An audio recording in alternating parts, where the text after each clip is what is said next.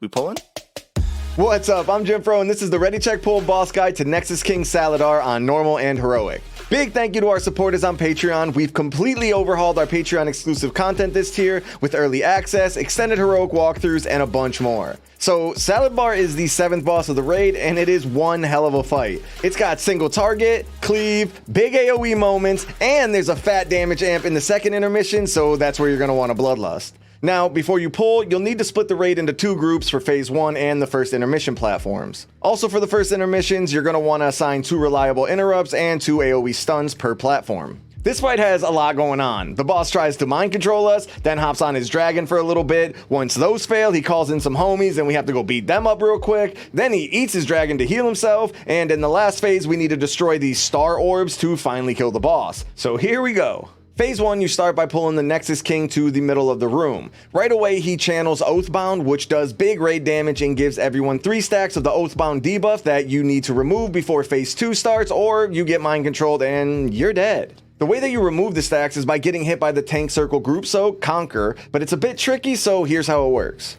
You split the raid into 2 groups. Group 1 will stack at the top of the inner ring, so 12 o'clock. Group 2 will stack at the bottom at 6 o'clock, and the tanks will be at the left and right at 3 and 9 o'clock. The boss will cast Conquer or Vanquish, 2 of each in a random order. Both groups will take 1 Conquer each, and the tanks will take 1 Vanquish each. The tanks need to taunt during each of the casts to make sure that their CD is up for the subsequent taunt swaps. In testing, it was always pretty simple to just taunt swap after each cast, since the cast order never seemed to double stack any of the hits on the same tank, but that might change on live. So an example order will look like this. The boss casts Vanquish on tank 1, tank 2 taunts, and the boss casts Vanquish on tank 2. Then tank 1 taunts, and the boss casts Conquer on group 1, removing 1 stack of the debuff on everyone hit. And finally, tank 2 taunts, and the boss casts Conquer on group 2, removing 1 stack from group 2. The cast order is going to change between pulls, but it always comes down to the same thing. Tanks take the Vanquish cone and the groups soak the circles. That's the main mechanic of Phase 1, but there's also a few other mechanics going on too. The boss will target a few random players with some claw lines. These players need to get these far away from the inner ring because they do big damage to anyone hit by it, knocks them away, and leaves a line of bat on the ground for a while. The boss will also cast Banishment on a few players. That's a dot, and those players need to spread out a few yards because when the dot expires, it does splash damage to anyone around them. Don't go too far with this because you'll still need to get into the Conquer circle right after it expires. And lastly, there's some random floating beams that you'll need to sidestep if they get too close. And on Heroic, if at any point you die in Phase 1, you get mind controlled.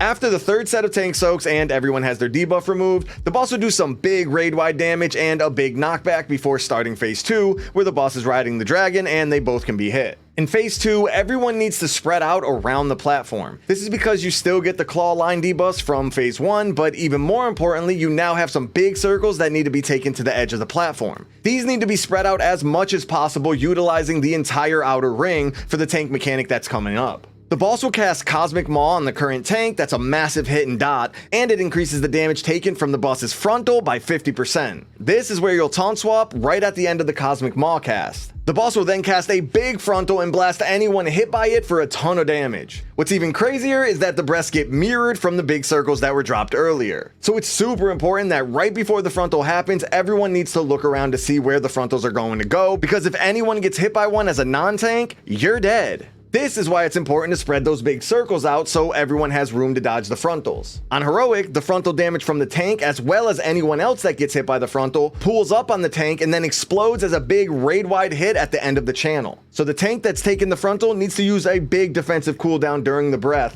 and the rest of the raid needs to be damn sure to never get hit by the frontal, or else the raid will absolutely blow up. After about 45 seconds into Phase 2, both bosses will fly away, which starts the first intermission. This is where you'll split the raid again and have Group 1 go to the north gate and Group 2 go to the south gate. Once you're in front of the gate, you click your extra action button to use the cloak to port you onto a platform that has a bunch of ads. The tanks need to instantly get aggro on all of the ads, and you'll basically just AoE them down like any other pack of mobs. However, there are a few things that you should know, and it's the same for both platforms. There's 4 Shadow Guard Reapers that need to be stunned to stop them from jumping around and putting a big bleed on random players. There's 1 Nexus Prince that spam casts Nether Blast, which can one-shot squishy players if it goes off. This is the only cast on the platforms that is interruptible, and you cannot let one of these go off. The Prince also casts a 3-way beam that needs to be dodged. And the last ad is the Manaforge Titan that casts some pretty basic dodge swirlies, but they also have a long cast that happens when they get to 100 energy. The only way to stop this is to kill the Titan, so you need to make sure that all of your funnel damage is being used on this guy for sure. So tanks pick everything up, have a few AoE stuns, hit the Reapers, interrupt the Prince, and focus funnel damage onto the Titan. Once everything is dead, you'll run back to the gate and use your extra action button to get back to the platform and continue phase 2. You'll run the circles out, spread out and dodge the claw lines, and avoid the 9,000 beams that are shooting all over the place. After about another minute or so, the second intermission happens where the Nexus King will hop off of the dragon and starts eating the dragon's soul. There's almost no other mechanics going on during this for like 15 seconds, and the dragon takes 100% increased damage. This is where you'll pop Bloodlust and everyone absolutely blast the dragon for as much damage as you can. Once the channel is over, the boss will heal for whatever amount of health is left on the dragon. So the more damage you do to the dragon during the damage amp, the less health the Nexus King will have in the last phase. Now, starting phase 3, the boss immediately starts putting circle debuffs on several players. These players need to evenly spread out along the outer ring of the platform. The boss then splits into several images and after a few seconds, jumps to those debuff players, doing big damage to them and the entire raid. The damage is reduced the farther you are away from the circles, so as the debuff players are going out, everyone else needs to stack in the middle of the platform. After the images jump to the circles, everyone gets pulled in for a few seconds, and then the circles morph into these spiked Venn diagram things, plus spikes shoot out from them, which looks wild, and then on Heroic, they also move around the platform, which looks even crazier. After a bunch of dodging the diagrams, a few players will get targeted with a missile line. They need to face it in the direction of one of the spiked balls to destroy it. Anyone hit by the missiles takes a bunch of damage and a ticking dot, so the player that's targeted needs to use a personal. If someone misses to hit a spiked ball, the raid will take a ton of raid-wide damage. If 2 miss, you're dead. At the same time that the missiles get shot out, the current tank will take a massive tank buster that also applies a debuff that increases the damage of the next tank buster. So you want to taunt swap after each cast or whenever the debuff falls off. And that's pretty much it. Here's a quick recap for you to review or screenshot for later. You can find all of our recaps over at the Ready Check Pull Discord. Big thank you to our supporters on Patreon. We've got a ton of Patreon exclusive content coming out this tier, like early access, extended heroic walkthroughs, and a bunch more. So check out the Discord and Patreon links below. Peace.